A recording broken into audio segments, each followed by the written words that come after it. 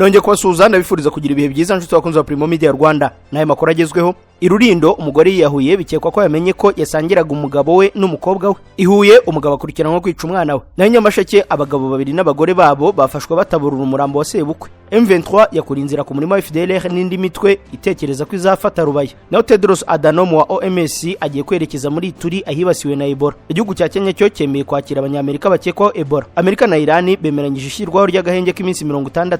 Trump yateguje kurasa kuri Oman. Drone y'Uburusiya yakomerekeje abaturage muri Romania. Brazil yo yagabanyije amasaha y'akazi. Uyu munsi 97% by'abaguzi bose bamenyera kuri internet amakuru yaho bagura ibicuruzwa byose bagura. Niba amakuru kuri business yawe ari ahandi hantu hatari kuri internet, ubwo urashakira abakiriya aho batari. Reka mbivuge neza, niba udakorana na Afrinovators mu kumenyekanisha business yawe, urashakira abakiriya aho batari. Uyu munsi Afrinovators ifite promotion yitwa Total Digital Promo. Hano tukubakira website nziza kandi igezweho yaba ya business isanzwe, e-commerce, NGO, amashuri, ibigo bitanga service n'ibindi. Tugukorera Google profile itanga amakuru yose kuri business yawe, tukaguha na domain name nka .rw.com cyangwa se .org. Ikiruta byose ariko tukwinjiza muri huza.rw.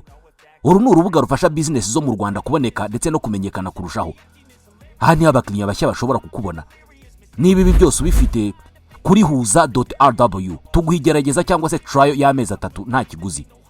Gushyiraho business yawe ku buntu. Urashaka gutangira? Hamagara cyangwa wandika ubutumwa kuri WhatsApp kuri 07 85 73 70 cyangwa usure y3.huza.rawa. Wanadusura aho dukorera i Nyarugenge mu mujyi mu nyubako ya TCB mu muryango nimero F1B inyuma ya Centenary House, ni hafi ya Simba Supermarket. Buri gihe uko usoje imirimo iyo nta gahunda z'umuryango zihutirwa zigutegereje mu rugo, wifuza kuruhura ubwonko no kuganira nabo mwungurana ibitekerezo ku kazi kawe cyangwa ku iterambere ry'ubuzima, nguhitiyemo kwa Jados Bar Restaurant and Coffee. Aha niho hantu hatuje kandi hari smart kuko baguha service za 5 stars, waba wifuza kuhafatira amafunguro ku manywa, kuhakoreshereza komandi kagusanga iwawe mu rugo, ku kazi kawe ndetse n'ahandi waba uherereye, cyangwa kuhasangirira n'abawe icyo kunywa yaba ibisembuye n'ibidasembuye. Ngaha ahantu hari smart mu mujyi wa Kigali kwa Jados Bar Restaurant and Coffee bafite aho mwaganirira hatuje, mwifuza gukora inama zaba iz'akazi, inama y'ubukwe, aho mwakwiyakirira muvuye gusezerana. Bafite ahantu hatuje hisanzuye kubifuriza abanyisabukuru nziza n'ibindi birori. Bafite sale z'imyidagaduro harimo aho berekanira imipira yose by'umwihariko yo ku mugabane w'Uburayi, aho gukinira biyari kandi zirenze imwe, ndetse n'abakunda gususuruka bafite bande ya karaoke n'igisope buri weekend. Bafite umwihariko w'akabyiniro night club. Jados Bar Restaurant and Coffee Shop ni ku Gisozi ujya Beretwari ahegeranye n'icyapa cya bisi zijya mu mujyi. Bafite n'andi mashami hafi ya gari y'Abatsinda ndetse n'i Kanombe mu Busanza. Kubifuza ko service zacu zibasangaho muri, mwaduhamagara kuri 0788 35 11 27. Jados Bar Restaurant and Coffee Shop, urugero rwa service zinoze kandi zihuse mu Rwanda. Ikaze muri amakuru arambuye duhereye Kigali aho umurambo wasanzwe munsi y'isoko. Umurambo w'umuntu w'igitsina gabo wasanzwe muri ruhuru rihereye munsi y'isoko rihereye mu mudugudu wa Rebero mu kagari ka Karambo mu murenge wa Gatenga mu karere ka Kicukiro ahazwi nko mu Gashyekero. Uwo murambo wabonetse nyuma yuko abaturage bagaragaye bahuruye ari benshi bareba muri iyo ruhuru rikikije isoko nyuma yuko amasazi n'umunuko byari byatangiye kuba byinshi. Umwe mu baturage yamanutse muri iyo ruhuru itandukanye umurenge wa Gikondo no wa Gatenga muri Kicukiro asangamo umurambo byagaragaraga ko watangiye kwangirika. Abashinzwe umutekano n'ubuyobozi bw'umurenge wa Gatenga bahageze nyuma haza imodoka ya polisi ijyana uwo murambo. Chief Inspector Police Gahonzire Werarisi, umuvugizi wa polisi y'igihugu mu mujyi wa Kigali, yabwiye icyamakuru Umuseke ko imyirondoro y'uwo muntu wabonetse yapfuye itaramenyekana. Yavuze ko hakirimo gukorwa iperereza kandi umurambo ukabajyanywe ku Kacyiru gukorerwa isuzuma. Irurindo umugore yiyahuye bikekwa ko yamenye ko yasangiraga umugabo we n'umukobwa we. Umugore mu karere ka Rurindo yiyahuye akoresha umuti wa rocket wica udukoko ahita apfa. Abaturanyi bavuga ko nta kibazo yari afitanye n'umugabo we, ahubwo ko yamenye ko asangira umugabo n'umukobwa we bagakeka ko aricyo cyatumye yiyahura. Byabereye murenge wa Kisaro mu kagari ka Murama. Abaturanyi be bavuga ko yiyahuye ntiyahita apfa, abanza kujyanwa ku kigo nderabuzima kugeza yoherejwe i Kigali ariko birangira apfiriye mu nzira. Umwe mu baturanyi be yagize ati hari amakimbirane yafitanye n'umukobwa we ashobora kuba ariyo yatumye ibyo bindi bibaho. Undi yavuze ko ari umugabo wundi wo muri aka gace batuyemo bari bafitanye umubano wihariye, bivugwa ko uyu mugabo yaje no kugera ku mukobwa wa nyakwigendera nawe bakaryamana. Umunyamabanga nshingwabikorwa w'umurenge wa Kisaro Teresforo w'Amahoro yavuze ko bataramenya impamvu uyu mugore yiyahuye kuko nta makimbirane yari mu rugo rwa nyakwigendera n'umugabo we babanaga. Ihuye umugabo akurikiranwa kwica umwana we. umugabo w'imyaka 43 wo mu karere ka Huye akurikiranweho kwica umuhungu we w'imyaka 21 amukubise umuhini. Icyakurikiranweho cyakozwe tariki ya 17 z'uku kwezi agana saa 5 z'ijoro mu mudugudu wa Kinombe mu kagari ka Gasumba mu murenge wa Maraba y'akarere ka Huye mu rugo iwe. Mu ibazwa rye uregwa avuga ko yakubise umuhungu we umuhini mu mutwe yikubita hasi bamujyanye kwa muganga apfira mu nzira. Asobanura ko yamukubise nyuma yuko bari bamaze kubakiza ubwo yaraje gutabara nyina bari bamaze gushyamirana bapfuye ko yatinze kumukingurira ubwo yaratashye mu ijoro avuye mu kabari. Icyaha cy'ubwicanyi buturutse ku bushake akurikiranweho gihanwa n'itegeko rya 2018 iteganya ibyaha n'ibihano muri rusange. Kiramutse kimuhamye yazahanishwa igihano cy'igifungo cya burundu. I Rutsiro barataka guhabwa ishwagara mu gihe cy'ibagara kandi ikenerwa batera imyaka. Abahinzi bo mu karere ka Rutsiro by'umwihariko abatuye mu bice bifite ubutaka busharira baravuga ko mu bitubye umusaruro wabo w'ubuhinzi harimo kutabonera ishwagara ku gihe naho ibonekeye ikaboneka ari nkeya. Iyakaremye Nsisiraso umurenge wa Mukura muri aka karere yabwiye ikinyamakuru igihe ko bafite ikibazo cyo kwishwagara itabonekera ku gihe naho ibonekeye ikaboneka ari nke. Uyu muhinzi ukorera ubuhinzi bwe kuri hegitari 2 n'igice avuga ko bitewe no kwishwagara itangwa na Tubura kuri nkunganira iboneka itinze kandi ari nke bimusaba kujya kuyigurira mu karere ka Musanze ikamugeraho ihenze. Ati ingaruka bingiraho ni igabanuka ry'umusaruro. Icyo nasaba nuko leta yadufashe kongera ishwagara kandi ikagitugereraho ku gihe. Ni ikibazo ahuriyeho na mugenzi w'Iracyadukunda Everine wo mu murenge wa Nyabirasi nawe uvuga ko ihinga rigera bajya kugura ishwagara ku bacuruzi b'inyongeramusaruro bagasanga izindi nyongeramusaruro zihari ariko yo bakayibura. Umuyobozi w'akarere ka Rutsiro wungirije ushinzwe iterambere ry'ubukungu Uwizeyimana Emmanuel avuga ko mu busesenguzi bakoze basanze muri aka karere hakenewe miliyoni 140 z'amafaranga y'u Rwanda y'inkunganire ishwagara ku mwaka. Ati kugeza uyu munsi dushyiramo miliyoni 80, icyo kinyuranyo cya miliyoni 60 nicyo gitera ibyo abahinzi bababwiye cy'uko ishwagara ari nkeya no kubitinda. Turemeranya nabo ko ishwagara ari nke ariko tukabaha icyizere ko nituzamura amafaranga dutanga muri nkunganire y'ishwagara ikishwagara nkeya kizaba gikemutse ubwo kikajyana no gutinda kuko ubushobozi ari bukeya n'ubwo ibyo ukeneye ashobora gutinda. Akarere ka Rutsiro hagendewe ku butumburuke kagabanyijemo ibice bibiri. Igice cy'imisozi miremire kibonekamo ikibazo cy'ubusharire nicyo gihingwamo ibirayi Rutsiro yohereza mu tundi turere turimo Rubavu na Karongi. Tukomereza amakuru mu karere ka Nyamasheke aho umwana akurikiranweho gusambanya umukobwa w'imyaka 20 urwaye mu mutwe. Umusore w'imyaka 17 mu karere ka Nyamasheke yatawe muri yombi akekwaho gusambanya umukobwa w'imyaka 20 ufite uburwayi bwo mu mutwe. Byabereye mu mudugudu wa Gitwa mu kagari ka Gako mu murenge wa Kagano w'akarere ka Nyamasheke. Bivugwa ko tariki ya 26 z'uku kwezi saa 12 z'umugoroba ari bwo uyu musore yahengereye umukobwa ubana na nyirakuru ari mu rugo wenyine yinjira yaramusambanya, nyirakuru nawe ahatahiye ntiyatanga amakuru. Bukeye bwaho nibwo uyu mukobwa yabwiye abaturanyi ko yasambanyijwe. Abaturanyi bakimenyeye amakuru nibo bajyanye uyu mukobwa ku kigo nderabuzima cya Kibogora nacyo kimwohereza kuri Isange One Stop Center y'ibitaro bya Kibogora. Mukamusabyimana Marie Jeanne umunyamabanga nshingwabikorwa w'umurenge wa Kagano yabwiye ikinyamakuru igihe ko uyu musore yatawe muri yombi asaba abaturage kwirinda ibyaha ndetse ko bakwiriye kujya batanga amakuru yafasha mu gukumira ibyaha.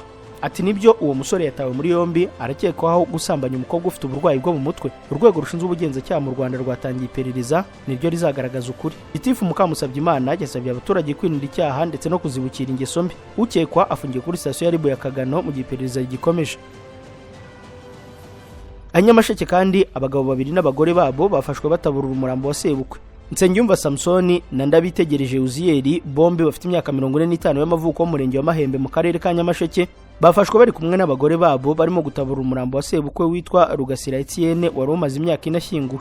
Abo bagore bakekwaho kuba bamurikiraga abagabo baba amasitimu mu gihe bari gutabura uwo murambo aho bari bagamije gushakamo imwe mu myenda bavuga ko nyakwigendera yashyinguranywe kuko ngo ari yituma nyirabukwe arwara. Byabereye mu mudugudu wa Kigara mu kagari ka Kagarama ku murenge wa Mahembe aho amakuru abaturage batanze avuga ko intandaro y'iki gikorwa yafitanye isano n'uburwayi bwa Mukabera Alphonsine imyaka 65 nyirabukwe w'abo bagabo bombi umaze igihe kirenga umwaka arwaye.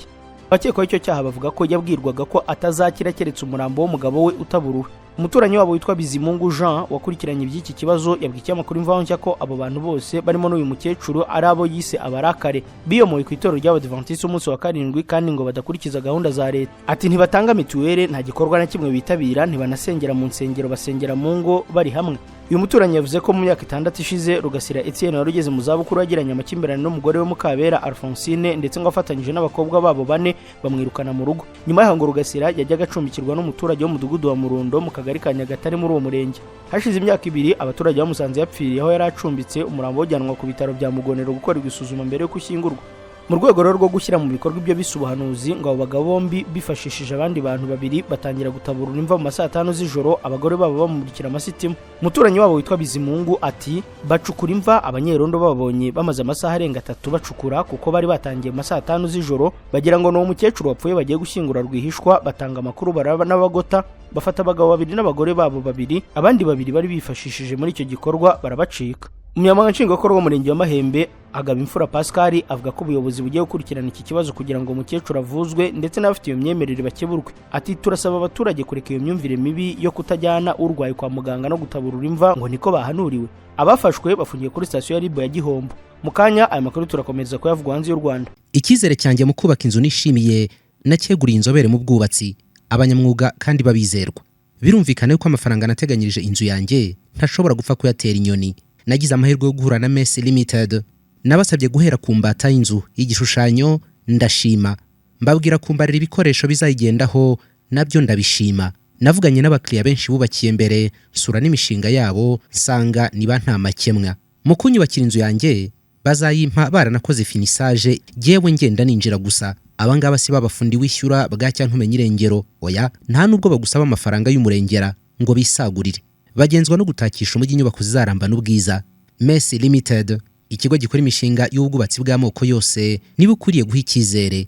Duhamagare kuri 0727 73 0860 cyangwa usura ibiro byacu ku Muhima. Ubu twamaze kubibona twese, kubera guhenda kwa mazutu na essence ntabwo tuzatungurwa no kubona mu minsi mike igiye kuza mu mihanda hazaba hasigayemo imodoka nke cyane za Kia, Hyundai, hybride z'amoko atandukanye n'izindi nke cyane. Izi zizasigara mu mihanda niza bamenye Auto Korea Maintenance Limited, ikigo cy'inzobere mu gusuzuma no kwita kuri systeme zigize imodoka ku buryo litiro 8 za mazutu wazikoresha mu birometero 100, naho litiro 7 za essence zikora mu birometero 100 cyangwa se hejuru yabyo. Auto Korea Maintenance Limited ni abahanga bagufasha mu gihe ufite imodoka y'amashanyarazi, bazobereye cyane kandi mu gusubiza ku murongo imodoka zose zakoze impanuka, kandi bakikurikiranira ibijyanye na assurance. Wowe uzaba gusubiza imodoka yawe imeze nk'ari nshya, bayisubiza agaciro kayo yahoranye, zaba za Kia, Hyundai, full electric na hybride. Abagira ibibazo ku mihanda imodoka ikaba yakuzimiraho, bagukorera dépannage ku buryo imodoka yawe bayikurikirana mu gihe gito. Abafite imodoka zikoresha mazutu muri Auto Korea Maintenance Limited bazikorera maintenance bakoresheje imashini zabugenewe, batiriwe bafungura imodoka, ubundi imodoka igatangira kunywa bike cyane. Ibi igiciro kibikomoka kuri petrol kirabidutegeka twese.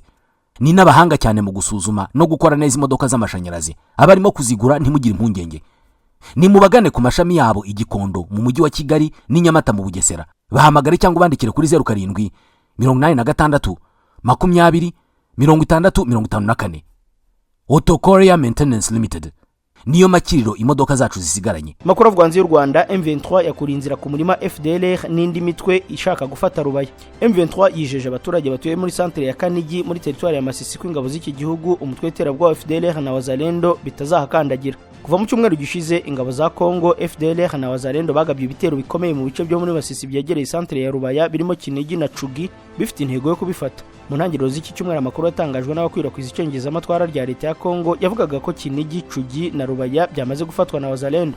Tariki 26 M23 yagabye ibitero bikomeye kuri iyi mitwe y'ingabo yisubiza ibice byinshi byari byarafashwe, ibasubiza kure cyane ya Rubaya, igice gikungahaye ku mabuye y'agaciro ya Korta. Uwo munsi umuyobozi wa territoire ya Masisi washyizwe na M23 Emmanuel Ndizeye Rutebuka yasuye abatuye muri Rubaya abamenyesha ko ingabo za Kongo n'imitwe bikorana bitazigera bifata iyi centre. Ndizeye yasuye abatuye Kinigi ababwira ko M23 cyangwa ARC ihari kugira ngo ibarindire umutekano, inarinde imitungo yabo, bityo ko iyi centre itazafatwa n'ingabo za leta. Yabwiye abaturage ko bitandukanye n'ibyatangajwe n'abashyigikiye Wazalendo n'ingabo za Kongo, M23 itigeze yamburwa Rubaya na Kinigi. Ndizeye asaba abaturage muri Kinigi gukorana n'inzego za M23 kugira ngo bafatanye mu kubungabunga umutekano waho, ibikorwa by'iterambere bikomeze mu mutuzo.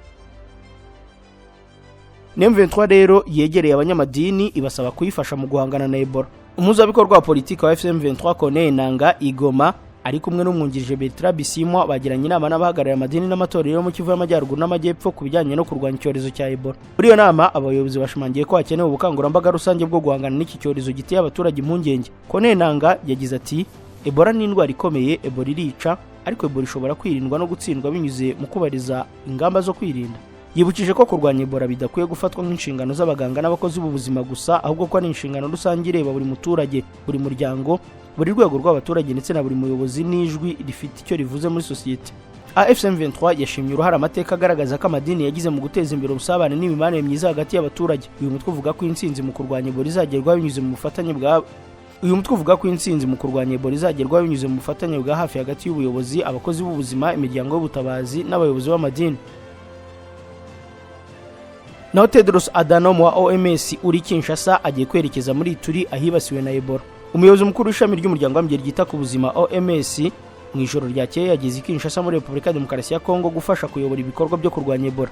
Dr Tedros Adhanom Ghebreyesus byitezwe ko azakomeza akagera no mu bice byo mu burasirazuba bw'iki gihugu bikomerewe n'indwara ya Ebola. Kuri ubu bivugwa ko imaze kwica abarenga 200 mu gihe abayanduye barenga 1000 kugeza ubu. Tedros amaze iminsi atanga ubutumwa bw'icyizere no kwifatanya na Kongo, avuga ko batari bonyine kandi ko azakora ibishoboka byose ngo bafashe.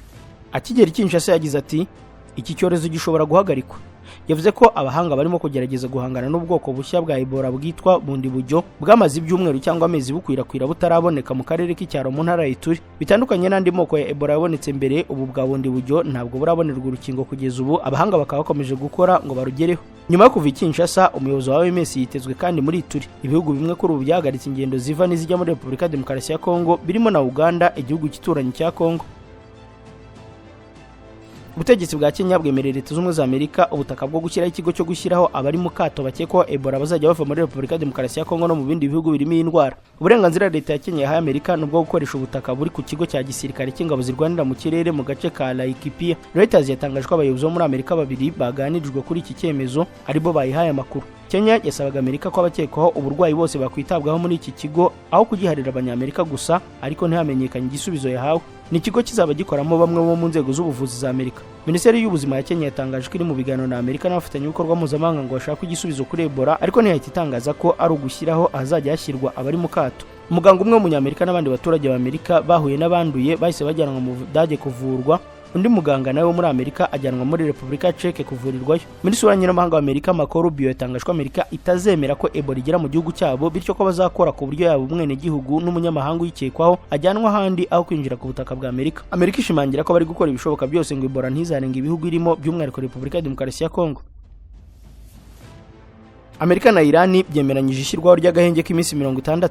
Leta z'Ubumwe za Amerika na Irani baracyakeneye gukora ku ngingo zitandukanye zikomeye mbere yo kugera ku kumvikana guhagarika intambara nk'uko bivugwa na Vice President wa Amerika James David Vance. Abajijwe na BBC niba President Donald Trump yari hafi gusinya ku kumvikana, Vance yavuze ko ari kare cyane kuvuga ngo ni ryari cyangwa niba impande zombi zizagera ku kumvikana. Ayo masezerano bivuga ko agiye kongerwa agahenge k'iminsi 60 kandi agatangiza ibiganiro mu gihe kizaza kuri gahunda y'ingufu za nucleaire za Iran. Kuwa kane abategetsi ba Amerika babwiye BBC ko ibihugu byombi byumvikanye ku miterere y'ibanze y'amasezerano ko hasigaye ko yemezwa na Trump n'ubutegetsi bwa Iran. Nyamara igitangazamakuru TASS cyo muri Iran kivuga ko nta masezerano aragerwaho cyangwa ngo yemezwe.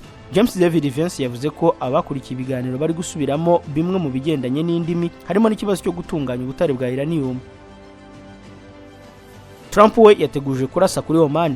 Perezida wa Leta z'Ubumwe za Amerika Donald Trump yavuze ko igihugu cye gishobora kurasa kuri Oman bari basanzwe babanye neza mu gihe yajya mu byo kugenzura umuhora wa Hormuz. Trump yabivuze nyuma y'aho televiziyo y'igihugu muri Iran itangaje ko ifite amakuru ko mu masezerano no guhagarika intambara ya Amerika na Iran hakubiyemo ingingo ko iki gihugu kizafungura umuhora wa Hormuz ariko kikazajya kiwugenzura gifatanyije na Oman. Trump yatangaje ko mu gihe Oman yakwemera gufatanya na Iran mu kugenzura umuhora wa Hormuz yayirasaho. Ati umuhora wa Hormuz uzakomeza ufunguriwe buri wese kandi ni twebwe tuzajya tuwugenzura, nta muntu ukwiriye kuwugenzura kubera ko ibyo biri mu byo twaganiriye. Uyu muhora uri mu mazi mpuzamahanga, rero niyo mpamvu Oman ikwiriye gukurikiza amabwiriza nk'uko abandi babikora. Mbere y'uko intambara ihuza Amerika na Iran itangira, ibiganiro by'ubuhuza byahuje ibi bihugu byombi byari byabereye muri Oman, aho impande zombi zaganiriye kuri gahunda ya Iran yo gutunganya intwaro za nucleaire. Gusa ibiganiro ntacyo byigeze bitanga kuko nyuma habaye intambara. Wari umukozi mukuru wa CIA muri Amerika iwe bahafatiye zahabu y'agaciro ka miliyoni 40 z'amadolari. Uwahoze ari umukozi wo ku rwego rwo hejuru wa CIA mu rugo iwe muri Leta ya Virginia bahasanze bolza magana za zahabu zifite agaciro ka miliyoni 40 z'amadolari, ni hafi miliyari 60 mu Manyarwanda. Inyandiko z'urukiko zivuga ko David Rush yasabye kenshi Leta kwakira iyo zahabu kubera ibyo yakoresheje bigendanye n'akazi mu mwaka ushize. Ubararegwa kwiba umutungo wa Leta mu kirego cyatanzwe mu cyumweru gishize. Ikinyamakuru The New York Times kivuga ko kugeza vuba aha Rush yari umukozi wo ku rwego rwo hejuru wa CIA, ikigo cy'ubutasi bwo hanze cya Amerika. Yatawe muri yombi arafungwa mu gihe bitegerejwe ko yumvwa mu rukiko muri iki cyumweru. Umwunganizi wo mu mategeko yanze kugira icyo abivugaho. Abasatiwe bahasanze kandi miliyoni 2 z'amadolari muri kashe hamwe n'amasaha menshi y'agaciro yo mu bwoko bwa Rolex. inyandiko z'urukiko zivuga ko David Rush yari afite imbaraga zikomeye mu ibanga ndetse no kubasha kugera ku makuru menshi y'ibanga. Ararerwa ko yabeshye ku mashuri yize n'akazi ka gisirikare yakoze kugira ngo ahabwe akazi ka leta yari afite. FBI ibajijwe yavuze ko ku itariki ya 19 z'uku kwezi yafashe umugabo ihawe amakuru na CIA maze ikanasaka urugo rwe. Muri uko gusaka FBI yafashe balls 303 za zahabu buri imwe ipima hafi kilo kimwe hagendewe ku gaciro ka none ka zahabu. Rero agaciro kizafashwe ni $40 z'amadolari. Inyandiko z'urukiko ntizivuga impamvu uyu mugabo yaratunze iyo zahabu na kashi nyinshi mu nzu ye cyangwa aho yabivanye.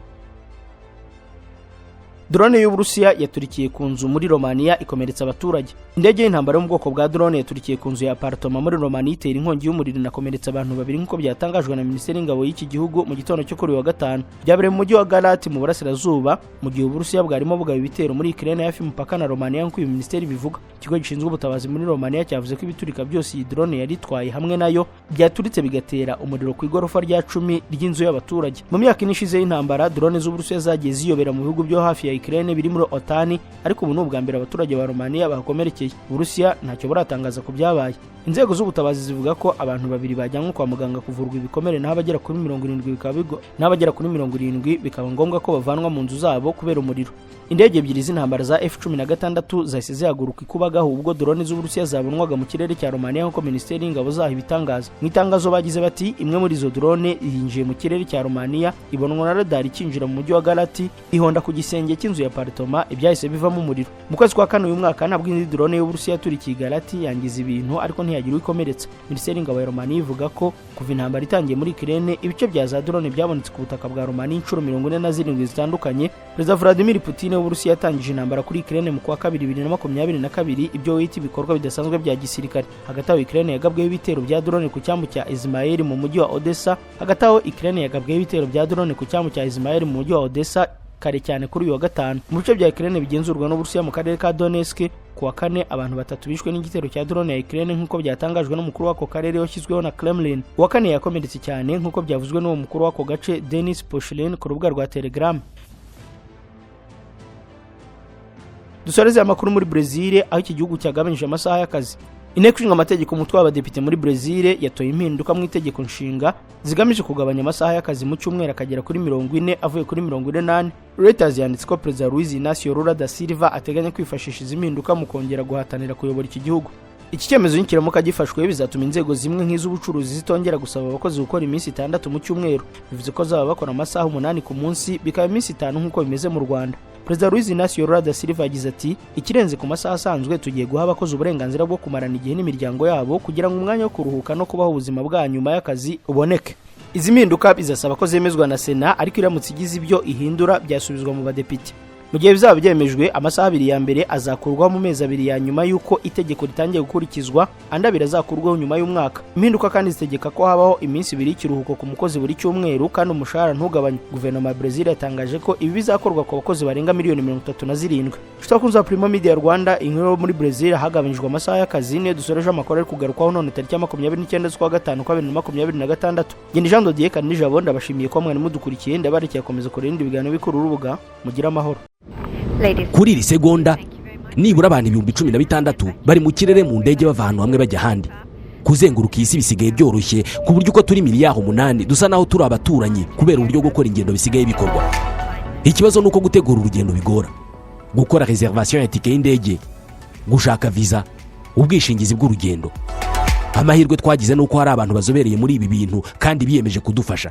Abantu nka Ireme Travel Agents Limited, kompanyi nyarwanda iri mu zambere muri service zo gutegura ingendo, ubukerarugendo no kwakira abantu.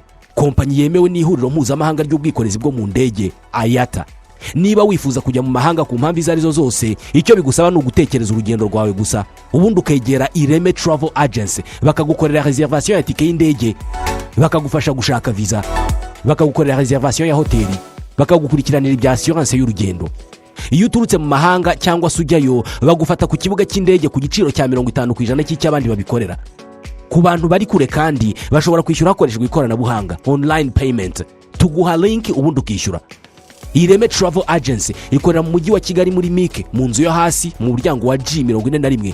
Hamagara 07 85 36 48 03 cyangwa 07 89 ushobora no kwandika email kuri info@iremetravel.raw. wanasura urubuga rwa interineti wa eshatu /iremetravel.raw.